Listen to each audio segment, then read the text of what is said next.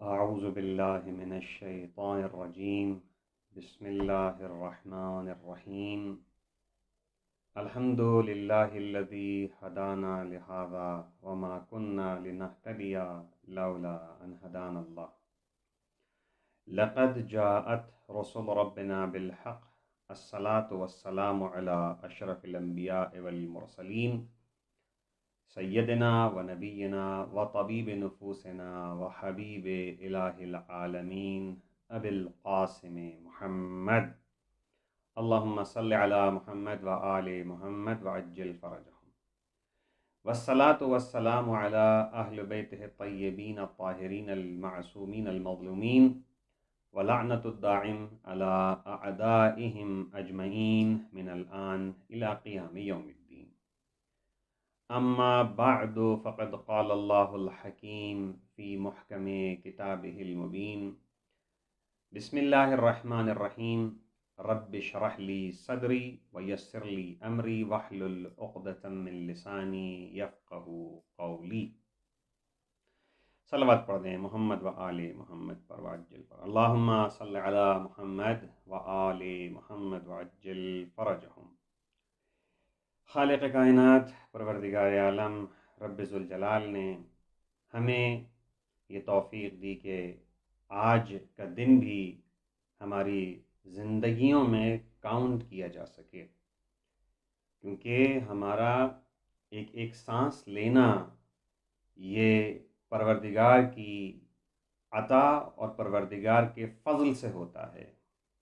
جیسا کہ میں نے گزشتہ اپنے لیکچر میں یہ بات کہی تھی کہ ہر سانس عبادت ہے، یہ سانس ہماری اختیاری نہیں ہے، ہم اپنی مرضی سے سانس نہ روک سکتے ہیں اور نہ سانس کو کنٹینیو کر سکتے ہیں۔ یہ پروردگار نے یہ عنایت کی ہے، یہ ہمارے اوپر کرم ہے۔ تو خالق کائنات نے یہ دن جو ہمیں دیا، کیونکہ موت کا ایک دن مقرر ہے، لیکن پروردگار نے ہمیں یہ توفیق دی کہ ہم اس مبارک مہینے میں پروردگار کی عبادت کو انجام دے سکیں۔ خالق کائنات کا یہ لطف ہے، کرم ہے ہمارے اوپر۔ اور جس طریقے سے آج ہمارا یہ چوتھا لیکچر ہے اور ہم ابتدا سے یہ بات بیان کر رہے ہیں کہ ایک خطبہ ہے جس کو خطبہ شعبانیہ کہا جاتا ہے، وہ طویل خطبہ ہے، بڑا خطبہ ہے۔ ہم سارے اس کے جو جملے ہیں، پیغمبر کی جو روایات ہیں، اس کو ہم پورا نہیں پڑھ سکتے، نہ اس کو پورا سمجھ سکتے ہیں، لیکن کم سے کم ہم کو اتنا تو پتہ چلنا چاہیے کہ ہمارے پیغمبر نے، ہمارے اور آپ کے پیغمبر نے ایک خطبہ ارشاد کیا۔ اس خطبے میں پیغمبر نے اس مبارک مہینے کی کیا کیا فضیلتیں بیان کی ہیں، اور اس میں ہمیں کیا کرنا چاہیے، ہمارا اس میں کیا کام ہونا چاہیے، ہمارا کیا رول ہونا چاہیے۔ تو ہم نے جو گفتگو کی ابتدا سے، اس کے اندر ہم نے آپ کی خدمت میں یہ بتایا کہ یہ اس کے جو ہم اسٹیپ کے طریقے سے آپ کو بتاتے ہیں کہ یہ مہینہ خدا کا مہینہ ہے۔ جس طریقے سے ہم نے ابھی آپ کی خدمت میں بیان کیا کہ یہ خدا کا مہینہ ہے، خدا کی مہمانی پر آئے ہیں ہم۔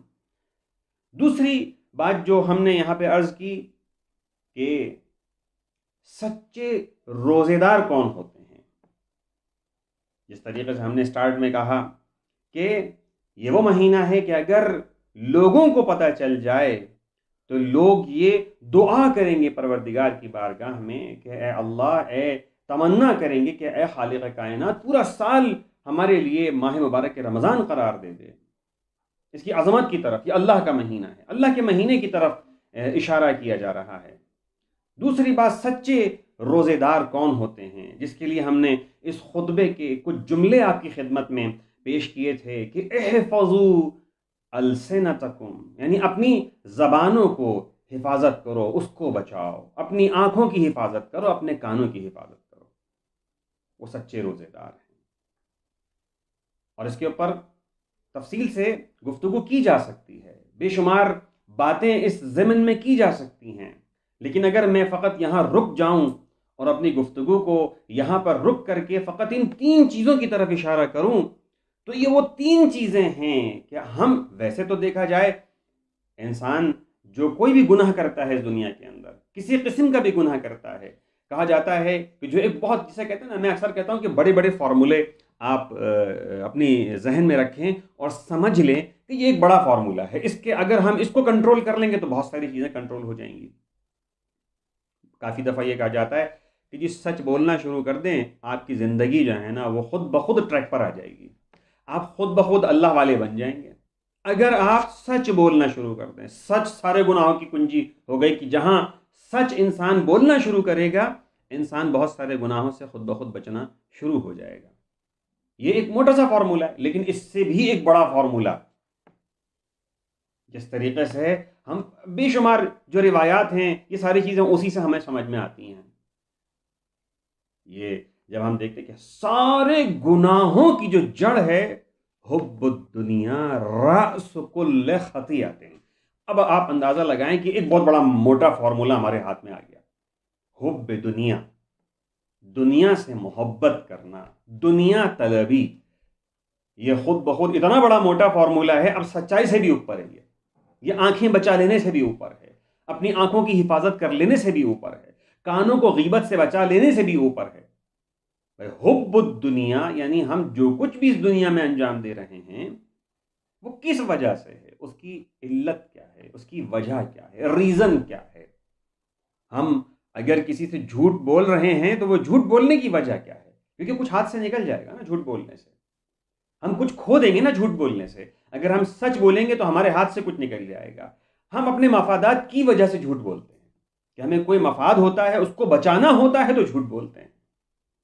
ہمیں کسی شخصیت کو خراب کرنا ہوتا ہے، کس لیے خراب کرتے ہیں؟ تاکہ اس کی اہمیت نہ ہو۔ یہ حب دنیا ہے۔ اللہ کہتا ہے کہ ان اکرمکم عند اللہ اتقاکم، اللہ کے نزدیک فقط وہی مکرم ہے، وہی کرامت والا ہے، اللہ کے نزدیک وہ ہے جو کہ صاحب تقوی ہوتا ہے۔ اب صاحب تقوی کسے کہا جاتا ہے؟ کون ہوتے ہیں صاحب تقوی لوگ؟ صاحب تقوی لوگ وہی ہوتے ہیں جو کہ اللہ کو اپنے سامنے بہت بڑا سمجھتے ہیں، جو پروردگار عالم کے امام خمینی کا جملہ اکثر ہم جو ہے وہ جب قم میں تھے تو وہاں پر بڑے بڑے بینرز پر لکھا جاتا تھا کہ ان عالم محضر خداست، در محضر خدا گناہ نہ کنید، یعنی یہ دنیا جو ہے وہ اللہ کا دربار ہے، اس دربار میں گناہ نہ کریں۔ یہاں پر ہر جگہ اللہ ہے، یہاں ہر جگہ اللہ موجود ہے، آپ اللہ کے دربار میں آ کر کے گناہ نہ کریں۔ اب یہ جملہ ہے چھوٹا سا، لیکن ہم جب کسی کے دربار میں جاتے ہیں یا کسی کے حضور پیش ہوتے ہیں تو ہم بہت زیادہ اپنے آپ کو سنبھال کر کے لے کے چلتے ہیں، کوئی غلط کام نہ ہو جائے، کوئی ایسا کام سرزد نہ ہو جائے جس کی وجہ سے جس کے دربار میں گئے اس کی توہین ہو جائے۔ ایسا نہ ہو کہ ہم اس کے دربار میں جائیں اور ہم سے کوئی ایسا کام سرزد ہو جائے کہ ہمیں دربار سے باہر نکال دیا جائے۔ اب یہ ایک عارف ہی یہ جملہ کہہ سکتا ہے، جو اللہ کو ہر جگہ محسوس کرتا ہے وہی یہ جملہ کہہ سکتا ہے کہ یہ عالم محضر خدا ہے۔ اس محضر خدا کے اندر، اس خدا کے دربار میں، خدا کے حضور میں خدا ہمیں ہر جگہ دیکھ رہا ہے، گناہ نہ کریں۔ یہ وہ فارمولے ہیں جو ہمارے ہاتھ میں ہیں، موٹے موٹے فارمولے، ہم ان کے اوپر، میں نے کہا کہ حب دنیا، دنیا جب تک کہ ہمارے وجود میں رہے گی، جب تک کہ ہم دنیا سے محبت کرتے رہیں گے، جب تک کہ گناہ سے ہمیں چھٹکارا حاصل کرنا مشکل ہو جائے گا۔ میں نے کل آخری گفتگو جو ختم کی تھی وہ اسی بات پہ کی تھی۔ ایک سوال ہے کہ انسان خود بذات ہی، یعنی اپنے وجود میں، یہ خود تصور کرے کہ ہم تو بہت ساری روایات سنتے رہتے ہیں، ہم تو بہت ساری باتیں سنتے رہتے ہیں اور آخرکار پر اثر نہیں ہوتا اس چیز کا۔ کیا وجہ ہے اس بات؟ یہ مبارک مہینہ یہی تو سمجھانے کے لیے آتا ہے، بڑی موٹی سی بات یہی سمجھانے کے لیے آتا ہے۔ جب آپ اللہ کی خاطر ان چیزوں سے دور ہو سکتے ہیں، بہت ساری چیزوں سے بھی دور ہو سکتے ہیں۔ اس انسان کے اندر یہ طاقت موجود ہے، یہ قوت موجود ہے، اور اسی لیے جو قرآن مجید کے اندر ماہ مبارک رمضان کے لیے جو ایک بہت بڑی مشہور اور معروف آیت تلاوت کی جاتی ہے، وہ آیت بھی یہی ہے. وہ یہ کہتی ہے یا ایھا الذین آمنوا کتب علیکم الصیام کما کتب علی الذین من قبلکم. یعنی اللہ تعالیٰ کہتا ہے کہ یا ایھا الذین آمنوا، پہلے تو ایمان والوں سے خطاب کر رہا ہے پروردگار، اے ایمان والوں، اے صاحبان ایمان، ان سے خطاب کر رہا ہے، انہی کو لائق خطاب سمجھا یہاں پروردگار نے، ایمان والوں کو. یا ایھا الذین آمنوا کتب علیکم الصیام، لکھ دیے گئے ہیں آپ کے اوپر روزے، یعنی آپ پہ فرض کر دیے، کتبہ کا مطلب ہے فرض کر دیے گئے ہیں روزے. کما کتب علی الذین من قبلکم، جیسے اللہ تعالیٰ نے پرانی قوموں کے اوپر روزے لکھ دیے تھے، اسی طریقے سے آپ پر بھی روزے لکھ دیے گئے ہیں. لیکن اب یہ بات تو کر دی پروردگار نے کہ آپ پر بھی روزے قرار دیے گئے، جس طرح پرانی قوموں کے اوپر روزے قرار دیے گئے تھے، واجب قرار دیے گئے تھے. کس لیے؟ اس کا ریزن آخر میں بیان کرتا ہے پروردگار. یہ پوری بات کرنے کے بعد یا ایھا الذین آمنوا کتب علیکم الصیام کما کتب علی الذین من قبلکم لعلکم تتقون. لعلکم یعنی یہ اس کا ریزن بیان کر رہے ہیں، ایک وجہ بیان کر رہے ہیں. قرآن مجید کے اندر معجزہ ہے پروردگار کا، خالق کائنات کا. یعنی خالق کائنات بتا رہا ہے کہ ہم نے جو تم پر روزے فرض کیے ہیں، قرار دیے ہیں، جس طرح پرانی امتوں کے اوپر بھی پروردگار قرار دیتا ہے، اس کا ریزن بیان کرتا ہے. اور وہ ریزن کیا ہے؟ لعلکم تتقون، تاکہ آپ صاحب تقوی بن جائیں.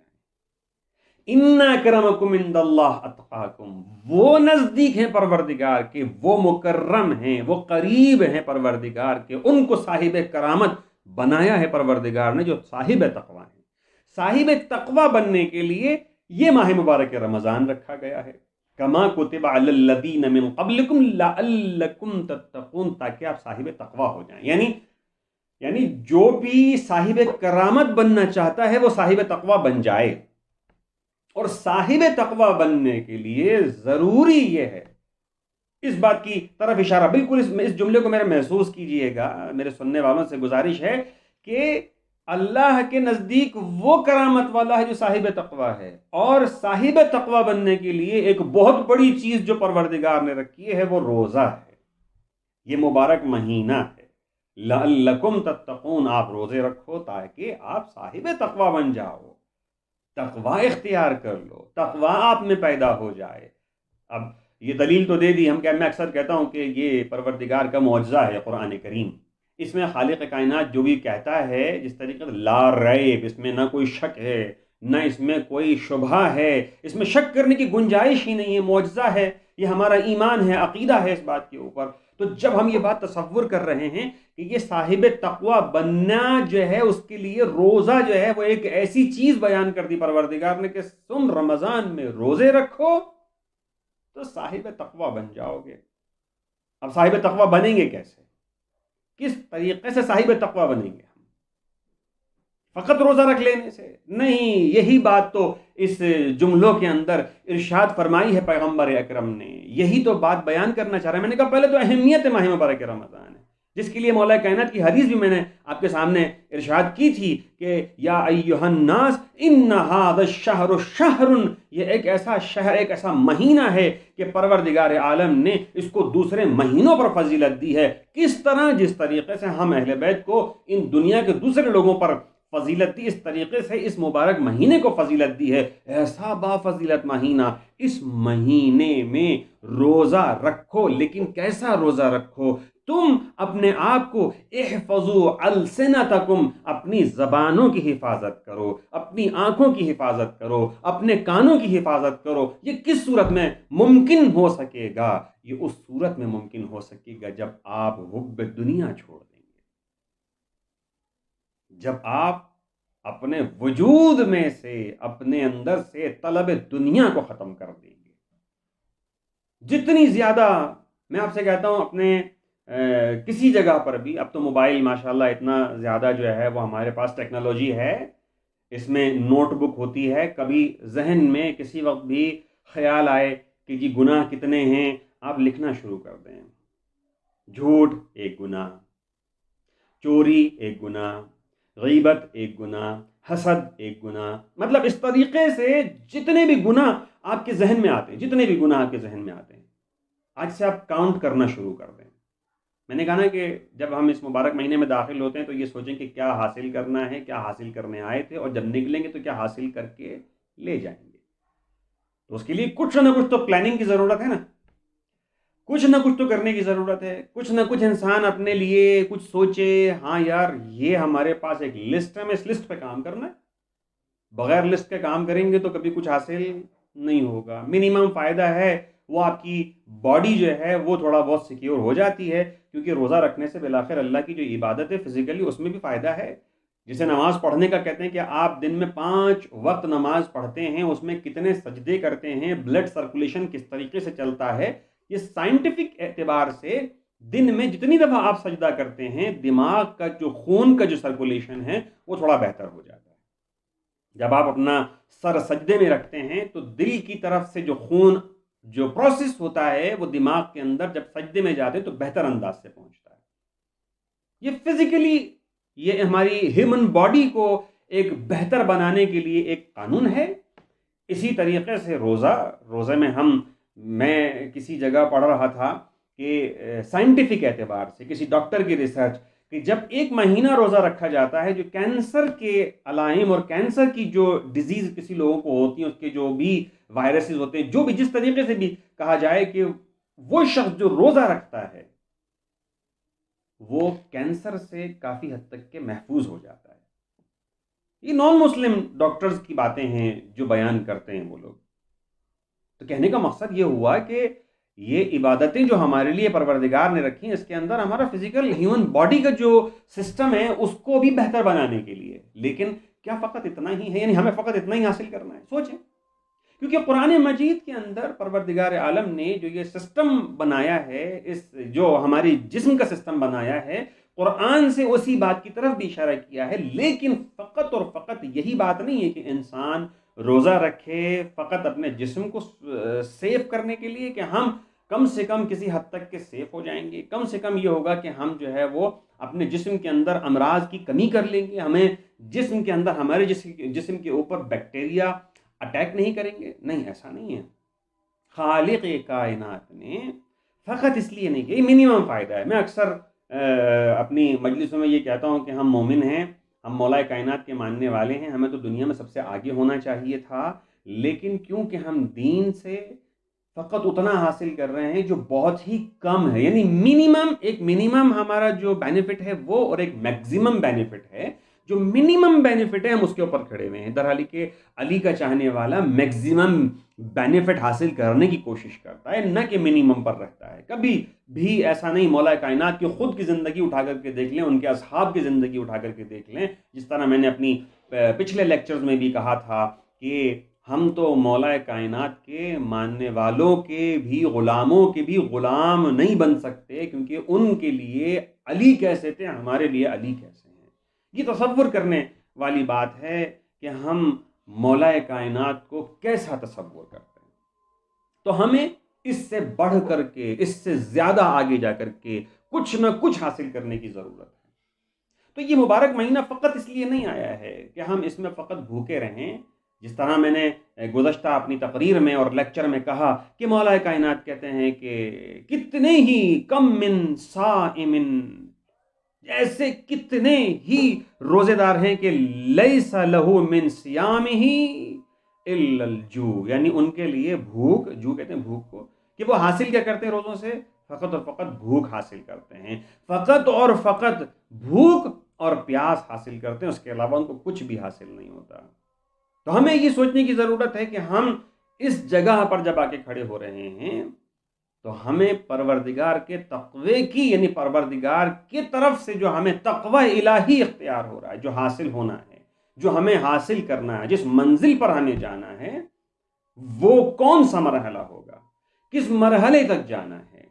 یہ جو خطبہ شعبانیہ کے جملے ہیں اسی بات کی طرف اشارہ کرتے ہیں کہ ہم کس چیز کو حاصل کرنے کے لیے کہاں جانا چاہتے ہیں۔ تو یہ ایسا نہ ہو جس طریقے سے ہم نے کہا کہ جب کبھی کسی کی دعوت ہوتی ہے اور دعوت دی جاتی ہے تو ہم جب جاتے ہیں تو ہم نے یہ دیکھا ہے، یہ ایک بہت ہی محسوس مثال میں دے رہا ہوں۔ اس کے اندر ہوتا کیا ہے کہ یہ ایسی چیزیں ہیں جو ہم سب جو ہے وہ اس سے گزرے ہوئے ہوتے ہیں۔ جب جو لوگ بھی کبھی دعوتوں میں جاتے ہیں جہاں پر گیدرنگز ہوتی ہیں، جہاں شادیوں کی دعوت ہوتی ہے، تو جب افراد جاتے ہیں کسی بھی دعوت میں، جب بلایا جاتا ہے تو دعوت میں جانے کے بعد کچھ افراد ایسے ہوتے ہیں جن کو چیئر پہ لے جا کے بٹھا دیا جاتا ہے اور کوشش یہ کی جاتی ہے کہ کھانوں میں جو ڈشز بنی ہیں اس میں سے فقط وہ کھانا ان کو دیا جائے کہ جو ان کے لیے سوٹیبل ہو۔ کیوں ایسا ہوتا ہے؟ اس لیے کیونکہ وہ مریض ہوتے ہیں، وہ کسی نہ کسی ڈیزیز میں، blood pressure, high blood pressure, sugar, اس کے علاوہ بے شمار ہارٹ پیشنٹس، یہ افراد دعوتوں میں تو جاتے ہیں لیکن یہ بیماریاں ساتھ لے کر کے جاتے ہیں۔ تو ان کو جو کچھ دیا جا رہا ہوتا ہے بولتا ہے بھائی یہ بہت سارا یہ جو مرغن کھانا ہے، یہ جو قورمہ ہے، یہ جو بریانی ہے یا روسٹ ہے، یہ نہیں کھا سکتے کیونکہ یہ بیمار ہیں، یہ ان کا جو پیٹ ہے نا وہ اس کو قبول نہیں کر سکے گا، یہ کھائیں گے تو مریض ہو جائیں گے اور زیادہ ہو سکتا ہے مر ہی جائیں۔ تو ایسا کیوں ہوتا ہے؟ اس لیے کیونکہ وہ پہلے سے مریض ہوتے ہیں، دعوت میں جاتے ہیں تو وہ اگر سب کچھ کھانا شروع کر دیں تو وہ مریض ہو جائیں گے اور زیادہ مریض ہو جائیں گے۔ تو اب یہ سوچنا یہ ہماری ذمہ داری ہے۔ میں نے کہا نا مثال بڑی محسوس ہے، سمجھنے کی ضرورت ہے، فقط سمجھنے کی ضرورت ہے کہ ہم جب دعوت میں جاتے ہیں تو کہیں ایسا تو نہیں ہے کہ بیمار جسم کے ساتھ جا رہے ہیں، دعوت میں بہت کچھ موجود ہے، حاصل بہت کچھ کر سکتے ہیں لیکن زیادہ کھایا تو مریض ہو جائیں گے بلکہ شاید مر ہی جائیں۔ اللہ نے بلایا اپنی دعوت کے لیے، خالق کائنات نے بلایا ہے۔ ہم اتنی ساری برائیوں میں گرفتار ہیں، ایک ساتھ سب کچھ نہیں ختم ہو سکتا، ایک ساتھ ہم ساری برائیاں نہیں ختم کر سکتے، ایک رات میں ہم متقی نہیں بن سکتے، رات میں سوئیں صبح اٹھے تو متقی ہو جائیں، ایسا نہیں ہو سکتا۔ یہ معجزہ ہو سکتا ہے، یہ کرم ہو سکتا ہے، جس طریقے سے رجب علی خیاط کے لیے کہا جاتا ہے تھے پہلے سے، مطلب جسے کہتے ہیں نا کہ کیپیبلٹی پہلے سے تھی، ایبلٹی پہلے سے تھی، اپنے جسم کو اپنی روح کو پاک پہلے سے کیا تھا، مانگ رہے تھے، بار بار مانگ رہے تھے، پڑھنا جانتے نہیں تھے لیکن حافظ قرآن بن گئے تھے، ایک دم سڈنلی بن گئے تھے۔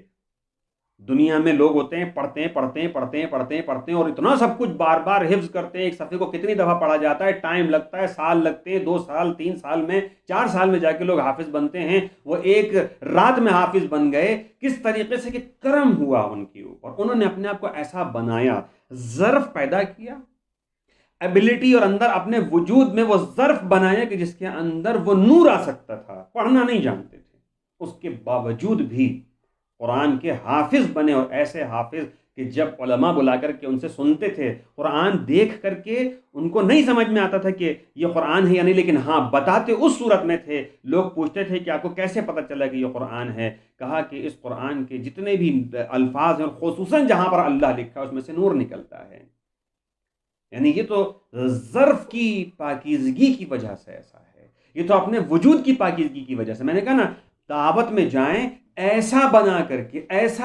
کر کے جائیں اپنے آپ کو کہ آپ میں وہ کیپیبلٹی ہو، آپ کے اندر وہ ظرف ہو کہ آپ جب اس دعوت میں جائیں تو حاصل بھی کر سکیں، کھا بھی سکیں۔ کہیں ایسا نہ ہو کہ وہاں جائیں اور جب وہاں پر آپ کے مزاج کا کھانا نہ ہو، آپ کی بیمار جسم کو شفا بخشنے والا کھانا نہ ہو، تو پتہ چلا کہ آپ اور زیادہ اس کے اندر مشکل کا سامنا کرنے لگیں۔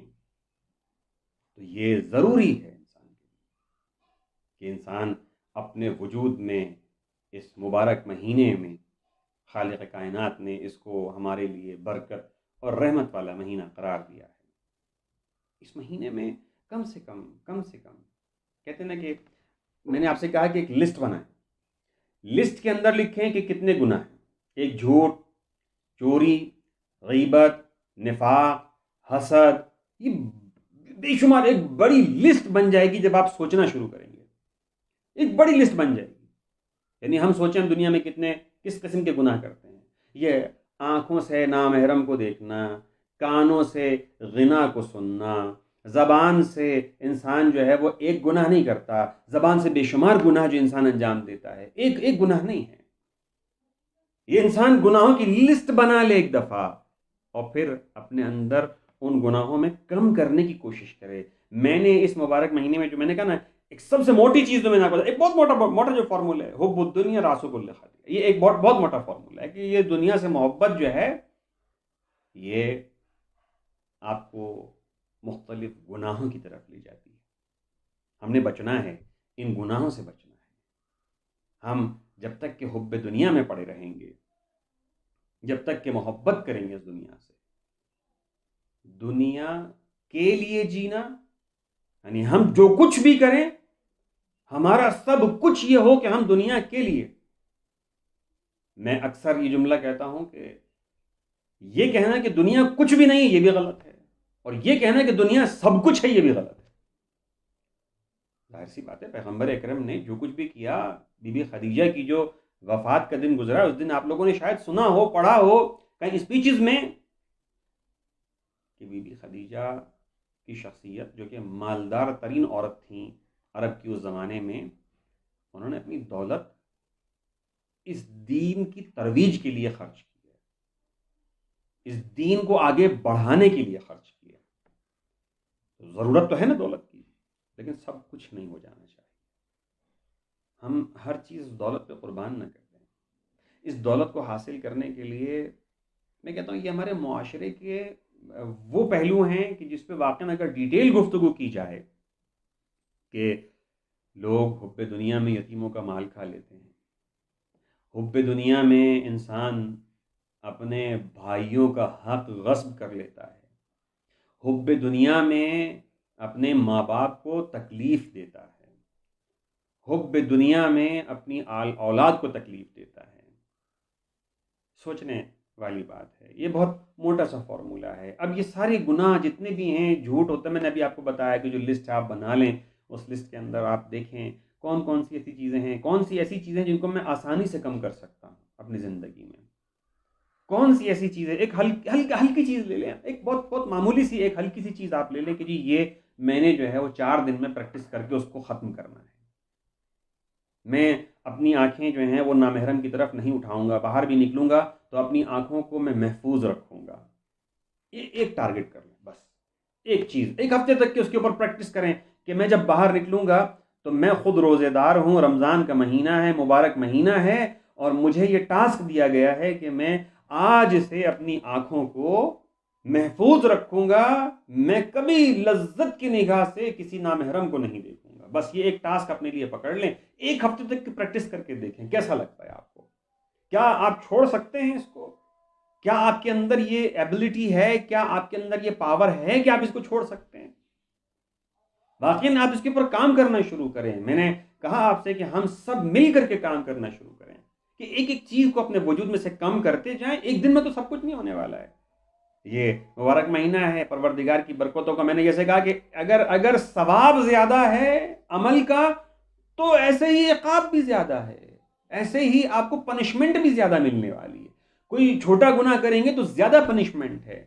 تو ہم تھوڑا سا اپنے اوپر جو ہے وہ پابندیاں لگانے کی کوشش کریں، کسی طریقے سے اپنے آپ کو سیکیور کرنے کی کوشش کریں.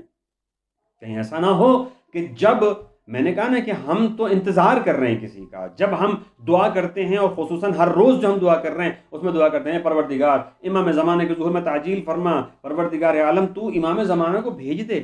لیکن ایک دعا یہ بھی کرتے ہیں کہ جب میرا مولا آئے گا تو کیا ہم شرمندہ تو نہیں ہوں گے؟ ایسا تو نہیں ہوگا کہ ہم جو ہے وہ اپنے مولا کے سامنے جاتے ہوئے شرما جائیں، ہمیں اتنے زیادہ گناہ گار ہوں؟ ایسا تو نہیں ہے. ہماری آنکھوں سے جس طریقے سے ہم کہتے ہیں کہ عزادار سید الشہداء، اس کی آنکھوں سے جب اشک گرتے ہیں تو بی بی فاطمہ الزہرا ان اشکوں کو حاصل کرنے اور سمیٹنے کے لیے آتی ہیں، اور ہر عزادار کے ان آنسوؤں کو موتی کی شکل جو ہے مل جاتی ہے. ہم تصور کریں کہ ہم عزادار ہیں، ہماری آنکھوں سے امام حسین پر یہ ہماری آنکھیں گریا کرتی ہیں، امام حسین کے مصائب کے اوپر یہ ہماری آنکھیں گریا کرتی ہیں. شب جمعہ ہے، مصائب کے بس کچھ جملے آپ کی خدمت میں پیش کروں گا، اور اس کے بعد میں اجازت چاہوں گا کہ واقعاً یہ ہماری آنکھیں، میں نے ابھی کہا کہ ایک ٹاسک پکڑ لیں، ایک اپنا ٹارگٹ کر لیں کہ ان آنکھوں کو محفوظ رکھیں گے. فقط یہ سوچ لیں کہ یہ وہ آنکھیں ہیں جو مصائب سید الشہداء میں گریا کرتی ہیں.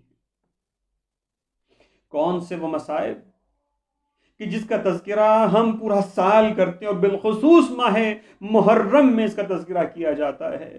کربلا والوں کا تذکرہ کیا جاتا ہے. کون کربلا والے؟ جن کو 3 دن بھوکا اور پیاسا کربلا میں رکھا گیا، کربلا میں شہید کر دیا گیا.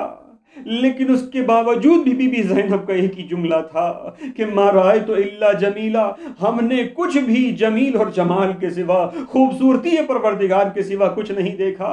وہ زینب کون زینب ہے؟ اس زینب نے اپنے بھائی کے لیے مدینہ چھوڑا تھا، اپنے بھائی کے لیے مکہ چھوڑا تھا، اور ساتھ ساتھ چلی ہے.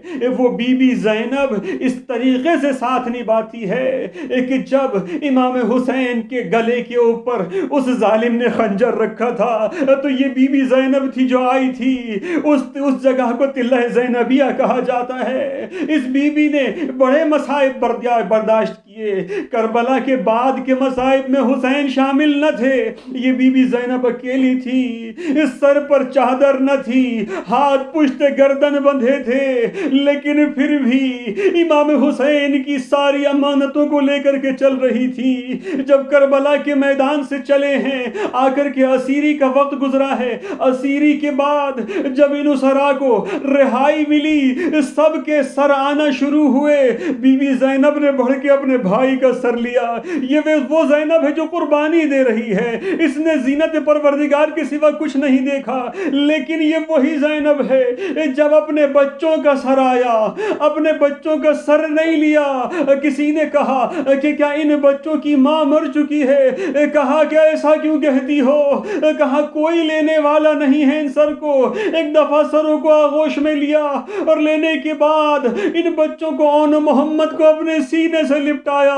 یہ وہی زینب ہے جب مدینہ پہنچی تھی، اپنی مولا حسین کی امانتیں جب لوٹا چکی، جب مدینہ اپنے گھر میں آئی ہے. آ کر کے اون محمد کے مصلے دیکھے. ابھی تک تو اپنے بچوں پر نہ روئی، لیکن آ کر کے ایک ہاتھ اون کے مصلے پر رکھا، ایک ہاتھ محمد کے مصلے پر رکھا، اور کہا اون محمد، ارے اس دکھیاری ماں کو معاف کر دینا، اس نے تم پر گریا نہیں کیا. بس یعلم الذین ظلموا ایام منقلب ینقلبون. پروردگارہ ہماری اس عبادت کو اپنی بارگاہ میں قبول فرما. خالق کائنات تیری بارگاہ میں التجا کرتے ہیں پروردگار عالم، یہ مبارک مہینہ جس میں ہم موجود ہیں اور جس کے فیض سے ہم، اس کے سرچشموں سے ہم کچھ حاصل کرنا چاہتے ہیں. خالق کائنات ہمیں توفیق عطا فرما کہ ہم اس ماہ مبارک رمضان سے صحیح اور بہتر طریقے سے بہرہ مند ہو سکیں. خالق کائنات تیری بارگاہ میں التجا کرتے ہیں پروردگار، تو جہاں جہاں پر بھی مومنین آباد ہیں ان کی جان، مال، ناموس، عزت، آبرو کی حفاظت فرما. پروردگار عالم تیری بارگاہ میں التجا کرتے ہیں خالق کائنات ہمیں رزق حلال کمانے اور کھلانے کی توفیق عنایت فرما. مومنین جو اس وقت اس مشکل بیماری کے دور سے گزر رہے ہیں، پروردگار عالم تمام مومنین کو بالخصوص اور تمام انسانوں کو بالعموم اس تمام تر بیماریوں سے محفوظ فرما. پروردگار عالم تیری بارگاہ میں التجا کرتے ہیں خالق کائنات ہمیں اپنی نسلوں کی بہتر اور احسن تربیت کرنے کی توفیق عنایت فرما. پروردگار عالم تیری بارگاہ میں التجا کرتے ہیں خالق کائنات جو بھی مومنین اس دنیا سے گزر گئے ہیں، خالق کائنات یہ مبارک مہینہ ہے، اس مبارک مہینے میں تو بہت سارے گناہ گاروں کو آزاد کر دیتا ہے. پروردگار عالم تو تمام تر ہمارے اجداد، ہمارے وہ مومنین جو اس دنیا سے گزر گئے ہیں، جو ہمارے جان پہچان والے ہیں، ان کے تمام تر گناہان کبیرہ اور صغیرہ کی مغفرت فرما. ان سب کو جوار رحمت میں جگہ عنایت فرما. پروردگار عالم امام زمانہ کے ظہور میں تعجیل فرما، ہمیں امام کے لشکر و اعوان میں شمار فرما، اور ہم امام زمانہ کے قلب کو ہمارے اعمال سے راضی و خوشنود فرما. ربنا تقبل منا انك انت السميع الدعاء.